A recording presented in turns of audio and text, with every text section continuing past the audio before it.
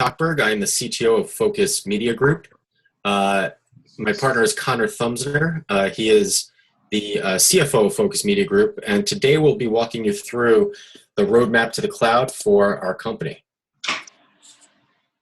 So when was the last time you asked your technology contact for a shared drive space or for a website or mobile app to be built? And we're told, we'll be back to you in 6 months. Well, currently we have to collect the user's requirements.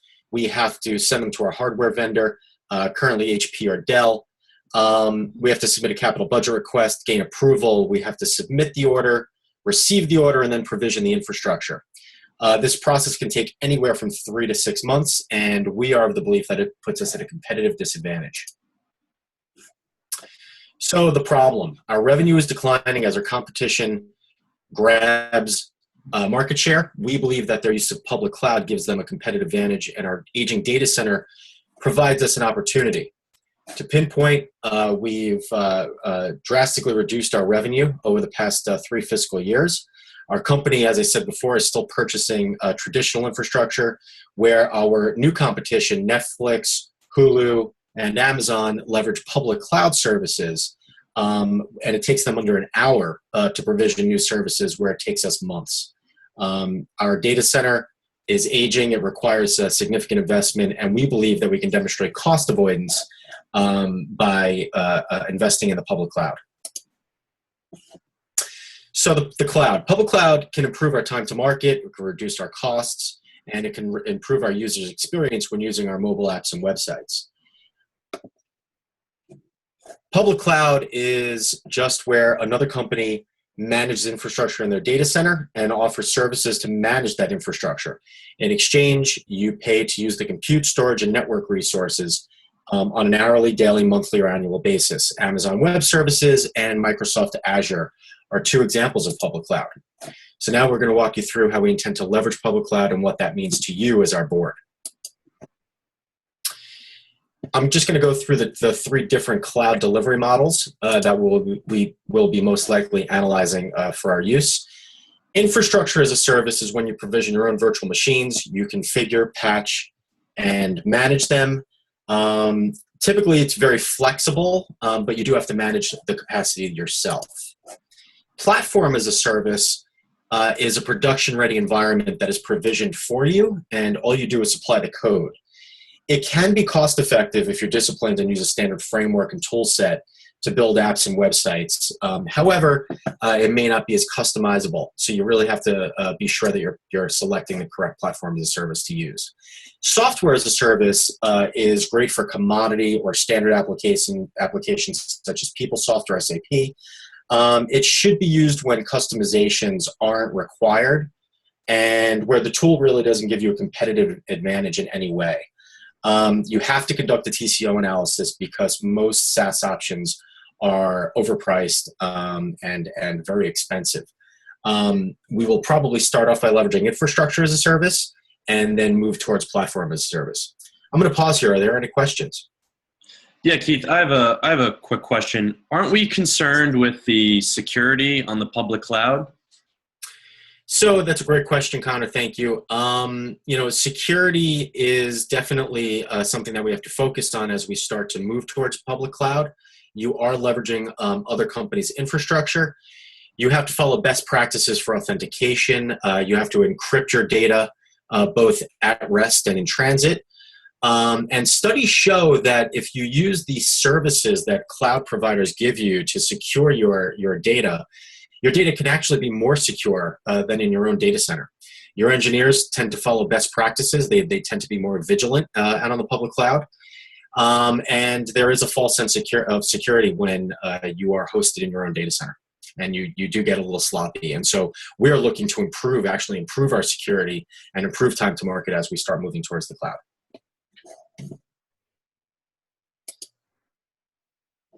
So now we'll get into what the value proposition is for public cloud. So the first benefit is a shift from capital to operating expense. We've reduced long-term investments on our books, and we're essentially, we still have to forecast, however, we're not making long-term investments that have to depreciate in our own data center, and we're essentially paying for what we use. Faster provisioning of infrastructure leads to improved time to market. We no longer have to go through a 6-month process to purchase infrastructure and build it. We can just spin it up as we need it. Geolocated environments improves our end user experience. As an example, building a multiplayer online game for Asia and building it in Asia is going to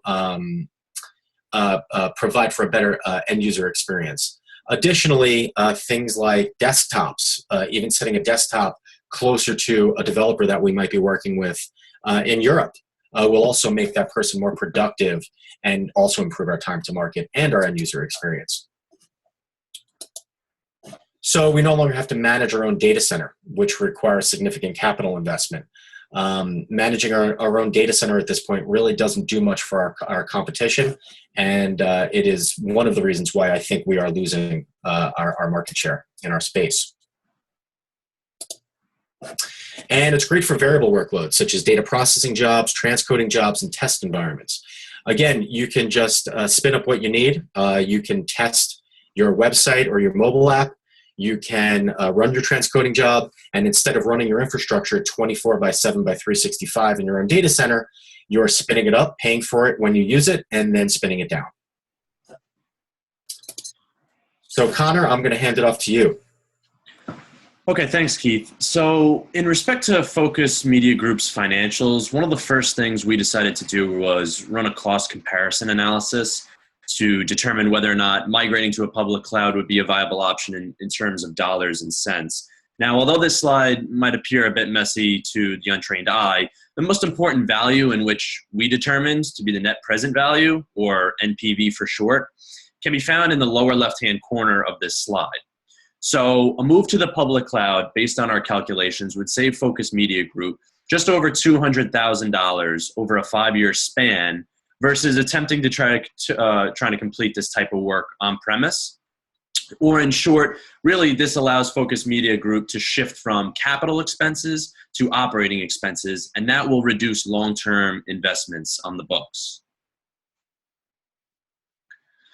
So as I previously stated, we decided to use the net present value as a means to our capital budgeting for Focus Media Group. So this picture in the top left corner here quickly and simply summarizes what net present value actually is. And that is the summation of future cash flows compared to the amount of cash invested today. So net present value is primarily used in capital budgeting decisions, and that's in order to help determine the profitability of a project or investment. Now, a positive net present value can be simply thought of as more cash coming in over the lifetime of the project compared to the amount of initial cash invested. Now, a negative net present value would represent the exact opposite, less cash coming in over the lifetime of that project or investment compared to the initial cash outlay. Now, as a quick and easy rule of thumb, projects with a positive net present value should be considered to undertake, while projects with negative net present values should be avoided. Now, using the assumptions that we had used below, in the left-hand side of the slide here, you can see that we arrived as a positive net present value for Focus Media Group's project proposal. Now, I know NPV can kind of be confusing for some, so are there any questions or? Yes, Connor, I have a question. Why are we using net present value versus, say, internal rate of return for budgeting purposes here? Right. So in terms of whether to undertake this project or not, there was a bunch of different measures that we could have used. With that being said, I think each measure, like the internal rate of return or net present value, has both its advantages and disadvantages. We found that the disadvantages with the measure, such as the internal rate of return, really outweighed their advantages. If you had told me that you ran a similar calculation with the internal rate of return, I wouldn't be surprised if you came to similar findings, as these two metrics can be very similar in that sense. Really, the major reasons we decided to go with NPV versus something like IRR is really the internal rate of return uses one single discount rate to evaluate every investment. And we know that discount rates can fluctuate and change. As a quick example, over the past 20 years, the discount rate on treasury bills have gone from 1% all the way up to 12% and everywhere in between. So that's really one of the main reasons that we decided to use the NPV. Makes sense. Thank you. So why now? Why make the move now? And that can be dissected and explained by using really one simple, small metric. Now, as you can see from the slide, according to a report from TechCrunch, in 2014, just over 8% of paying TV subscribers had canceled their contracts or have engaged in what has been commonly known as cord cutting. Now, cord cutting is quite literally what one might think it is. It is the action of foregoing cable television and landline telephone connections in favor of an alternative internet or wireless-based services. So as an example of this, we're talking about things such as Netflix, Hulu, and Amazon. So how can the public cloud help?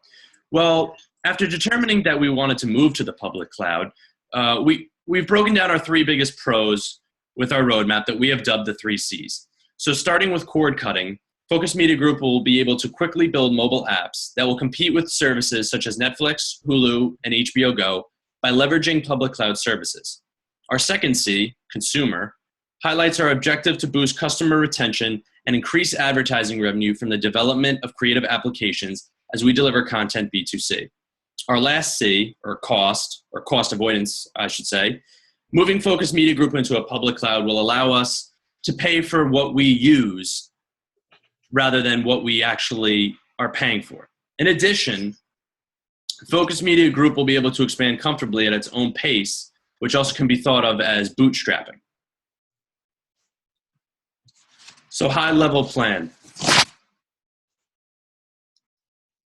Focus Media Group has established a high-level 3-step plan in order to finalize and place into motion. Beginning with a cloud provider, Focus Media Group must select a public cloud provider based on criteria including reliability, cost, and global presence. As it currently stands, Amazon Web Services, Microsoft Azure, Verizon Terramark, IBM SoftLayer, and Google Compute are all being considered. Now, step 2 in the plan revolves around training Focus Media Group's staff in public cloud services, as moving to the public cloud would be considered a paradigm shift. Now, lastly, in step 3, new projects should be looked at to select strategic experiments we execute where we can track KPIs to work into our final roadmap. Now, here's Focus Media Group's current roadmap. As you can see, by the end of this month, we expect to have selected a public cloud provider and begin contract negotiations.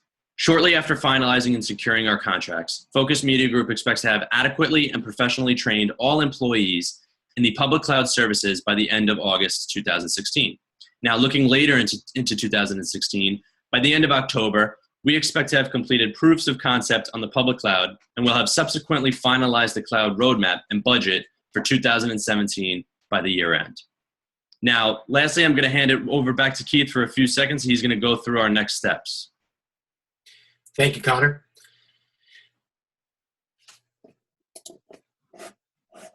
So our next steps. Gain approval from legal and information security to move our data out to a public cloud. So as we received the question before, security is definitely something that we have to watch as we make this move to improve our business and improve our services and gain our market share back. And we definitely want to get legal and information security buy-in and follow best practices there. We have to select a cross-functional team to test public cloud services and select a platform to deploy on. So as Connor said before, there are the 5 big public cloud service providers today that we're going to test, and selecting a cross-functional team will ensure that we hopefully make the right decision. Hire a partner to assess our environment and organization to help us create a migration plan. So we mentioned before training our staff. We have to understand our environment today, and we have to understand our organizational capabilities. We want to train up our staff so that we are managing public cloud services correctly, and we don't incur risk from a security perspective, and we are highly performant and highly available. Hiring the right partner is also going to be critical for us. First, we do have to select the platform because partners do tend to specialize on certain platforms. So if we were to select Amazon Web Services, we would hire an Amazon Web Services premier partner to help us with that cloud readiness assessment. We start deploying new services on a public cloud once we select the platform. So we select strategic initiatives, perhaps some development or test environments, things that incur low risk that can impact our business. and we start to provision our foundational architecture out on the platform that we select. And finally, we budget for next fiscal year to begin a migration of our legacy environments, and then also put a stake in the ground and all new services we will build new so that we can start gaining our market share back immediately. So thank you very much, everyone. Are there any final questions? Yeah, I have a question, Keith. Pretty simply, how much is this going to cost you guys? That's a great question, Connor. So, public cloud, you have to manage cloud sprawl. There's a lot of risk associated just past security, but spending too much on the cloud. One of the reasons why we want to bring in a partner is they actually assess our environment and they use a public cloud calculator that most of the public cloud service providers offer you, so that we can come up with a relatively accurate assessment. One other thing we can do is we can budget for all new projects out on the public cloud and then slowly migrate legacy environments out there, out of our aging data center that we eventually want to shut down. So thank you very much, everyone, and have a great day.